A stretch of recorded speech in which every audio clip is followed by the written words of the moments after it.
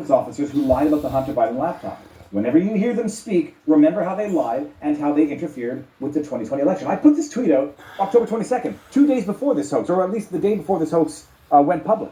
Oh, there he is. I always get nervous about making a mistake. That's the same John Brennan, right? In the same disinformation laundering manner in which the Steele dossier was, Russiagate was, the impeachment was, January 6th was. 2 days before, I said, whenever you hear these mother effers talk, remember that they are liars and they interfered in the 2020 election. Past his prologue, people. The list is amazing. Jim Clapper. There's a lot of names I don't know, but now whenever I hear anybody talk, I go to this list, I do Control F and see if they're on it. In light of the acne, Suraj put out a tweet that today I learned the mystery woman sitting next to Ghislaine Maxwell in this photo is Lorraine Powell-Jobs, the owner of the Atlantic. And then you see, like, we have to, I'm not zooming in on other assets, people. I'm looking at a smile here because you'll see why in a second, although that smile on the side there's Lorraine Powell-Jobs. And I say, oh, really? That's interesting. Then I go and look and I say, I just have to ask the question. Is it true, Lauren E. Powell? Is this you lounging around in a bathing suit, giggling like a schoolgirl with pedophile sex trafficker Ghislaine Maxwell? It looks like you. I mean, that smile is a very distinct smile. Lorraine Powell looks like she is actually the owner of the Atlantic. I asked the question. I have yet to get an answer, but I know the answer. Sex trafficker, pedophile sex trafficker Ghislaine Maxwell, partner with pedophile sex trafficker Jeffrey Epstein.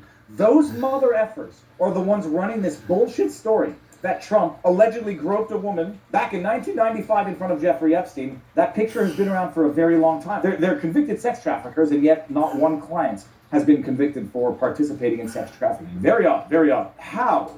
Ironic telling, confession through projection, accuse your adversaries of doing what you were doing so as to create confusion, that the shithole outlet that ran that bullcrap story of Trump molesting a woman in front of Jeffrey Epstein, those are the two bullshit hoaxes. I don't even know what traction they have outside of a Trump-supporting milieu. I think people are just like, they're numb through exposure to the lies. The only people that this might work on are people who are idiot Kamala Harris supporters already. So congratulations, they already believe that Trump is Hitler. They don't need any more evidence. Donald Trump is now being hit with an accusation by former model by the name of Stacie Williams, who in a Kamala Harris campaign Zoom call, of all places, came out and claimed that she was great friends with Jeffrey Epstein, and that Jeffrey Epstein took her to Donald Trump at Trump Tower, where she was essentially essayed. And it became very clear then that he and Donald were really, really good friends and spent a lot of time together. After that, Jeffrey Epstein expressed a lot of interest in me, and we started seeing each other. When Jeffrey and I would talk, he mentioned Trump. This looks so fucking fake. Look at her. And her eyes. She's looking down. A lot of time together. And doesn't look straight ahead. Fucking lying cunt. Winter, early spring of '93, I was on a walk with Jeffrey from his brownstone on the Upper East Side down Fifth Avenue when Jeffrey looked at me and said, let's go stop by and see Trump.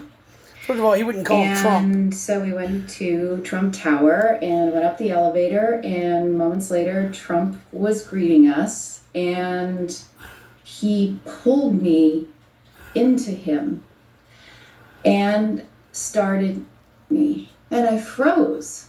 And I froze because I was so deeply confused about what was happening, because the hands were moving all over me. Yet these two men were like smiling at one another and continuing on in their conversation.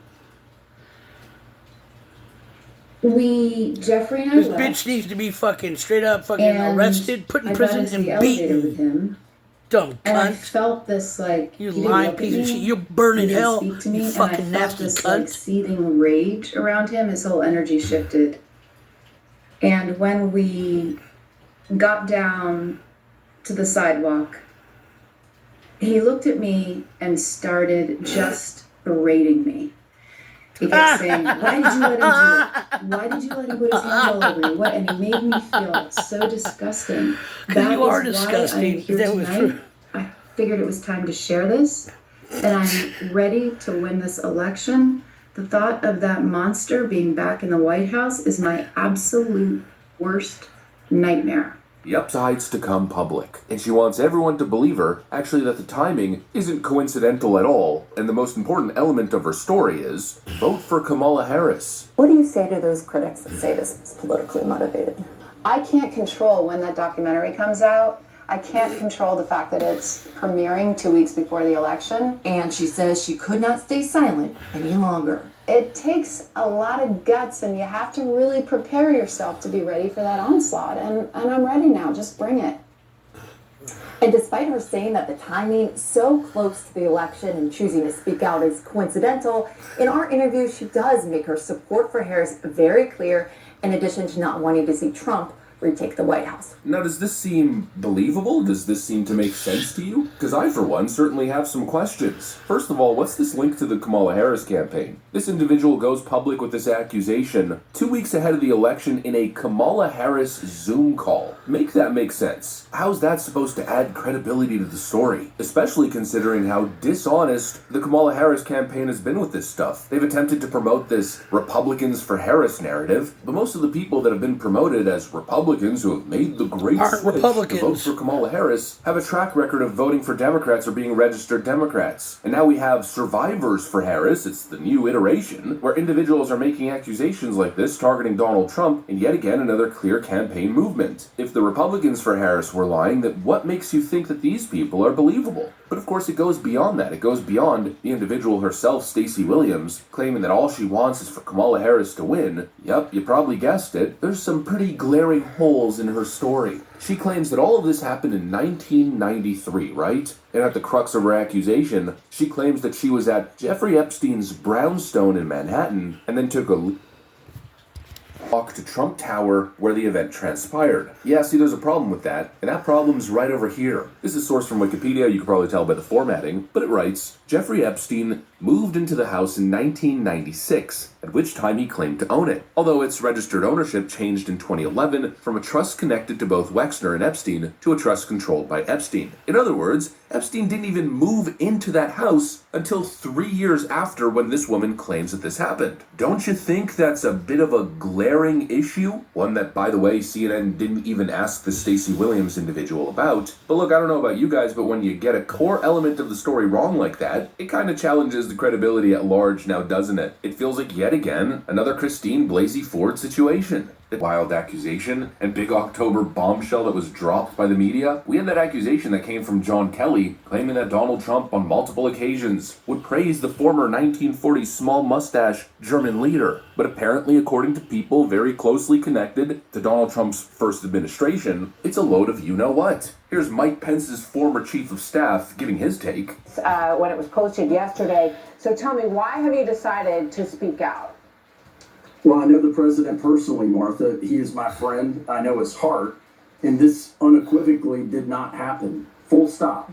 John Kelly was never shy to point out the senior staff when he differed with the president, often behind President Trump's back. So I can assure you, had those comments been made, the national media would have known, all of us would have known instantly.